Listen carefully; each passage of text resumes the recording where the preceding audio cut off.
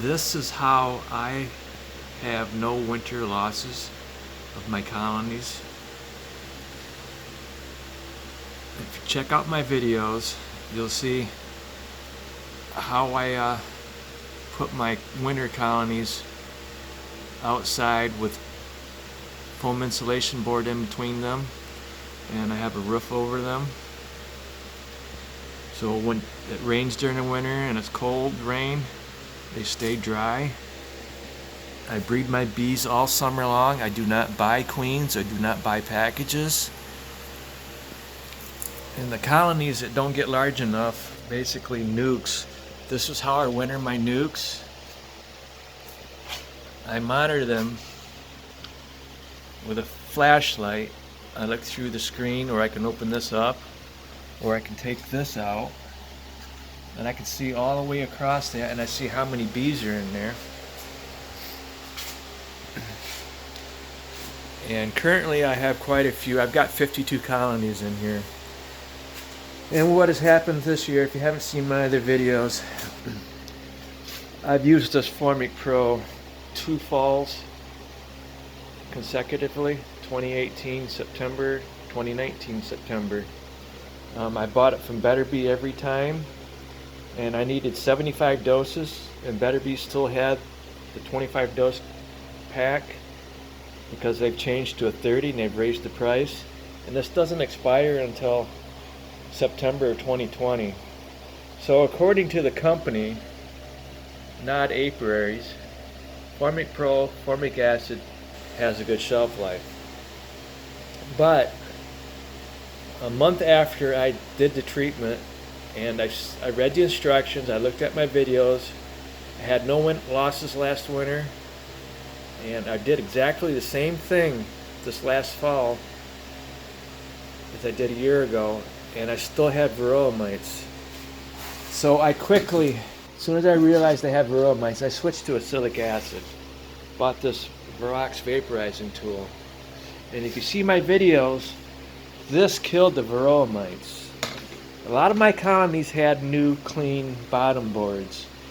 So I know that the Varroa mites that fell after I did the Oxalic acid died from the Oxalic acid. When I realized I had a problem with this product, I contacted Better Bee, and I told them there's something wrong with this formic acid. It did not work, but it did kill 10% of my queens and 10% of my colony strength. So it did what it did the first year I used it. So I thought, okay, it killed the Varroa mites, but it didn't kill the Varroa mites.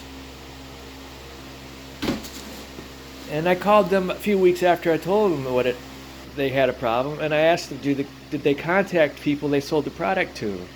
And no, they didn't contact anybody. And they don't seem to think there's a problem. You know, but what the hell do I know? I'm just a beekeeper. So if you bought this product and you think that killed the Varroa mites, you may be shocked to find out this winter that you're going to have losses. No, it's the same thing with this. When I bought Russian queens from Foley's Russian Bees, on his website he claims his bees are resistant to mites. They were not resistant to mites. They died just the same as Italian bees I had previous to buying Russian queens from Foley's Russian Bees. And then when you buy them during the summer, he packs the box full of loose workers, doesn't put workers in the cages with the queens, and they cover the 2 screens in the box, and the box gets really hot and it damages the health of the queens. Of 46 queens that were shipped to me in 2017, only half of them produced colonies. The other half of the queens died during shipping and a few days after shipping.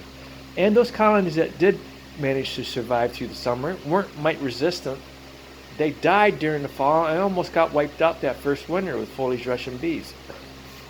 So that's a waste of money. This is a waste of money. This is not a waste of money. So back to the nukes again. What I do is I monitor the size of them, and I try to keep all my hives plugged up without any holes, but occasionally they get out, either they get out through the bottom screen, a hole in the number 8 wire cloth, and I'll end up with a few bees here and there. And this is the south side right here, and bees always go to the light. They'll go up to the window on the doors, and I'll gather them up. Then I put them in a container. See, I got some in the container right now. And when I get enough of them, and I feel like I'll put this entrance feeder. I'll take out my wood filler here, and I'll put this in, and I'll flip that jar over, and then I put a dark rag over it, and they'll go into the hive, and they will assimilate into the other colony. Because most of these bees that are out loose, there's probably 2 or 3 different colonies that are leaking bees. And this is how I can get through winter without losing any colonies. So anybody can take bees down south and keep them alive. That's not difficult at all. But I would like to see more people put videos on YouTube and having no winter losses and having your bees in the north. I really would like to see more people do this, because you don't need to buy bees from bee dealers. Those bees are no good. They're coming from the almonds in California, where they're spraying fungicides, pesticides. They're not healthy bees. And then when your bees die, they always blame the beekeeper. You're inexperienced. You don't know what you're doing. I've heard that many times when I had foliage Russian bees. But they can all kiss my ass, because I can maintain honeybees without buying anything other than foundation. I'm all set up for when the society comes apart and you can't go anywhere, and we get rid of all the bad people and we trade with the good people. You barter for what you need. I'll have honey as long as there's other bees in here I can breed my bees with. I can barter my honey to get other things that I need. Honey is the new liquid gold of the future. You will not be able to buy processed beet sugar or cane sugar. All the factories will be shut down. All transportation will be gone. You won't be able to buy gas. You'll be back to the horse and buggy. And I live in an area where there's lots of Mennonites with horse and buggy. They will be able to teach me everything I need to know how to survive. And I grew up around the Amish. They have no electricity. They have horse and buggy. I know what it's like to live. We lived here, my wife and I lived here 3 months without electricity in an old house trailer before I built the house. And right now the kids are growing up. It's just me and the wife. I'm currently heating my house with the honeybees. We keep our house, we had to lower the temperature in the house to keep it colder in the house because the bees are putting out too much heat. We have one bedroom with the door closed, so it's a little bit warmer in there. So if we want to warm up, we just go in the bedroom. But the house is in the 50s, and I'm actually heating my house with these bees. Every one of these colonies puts off a little bit of heat. So I'm not spending money on propane heating my house this winter. All right, just thought you ought to know. Thank you.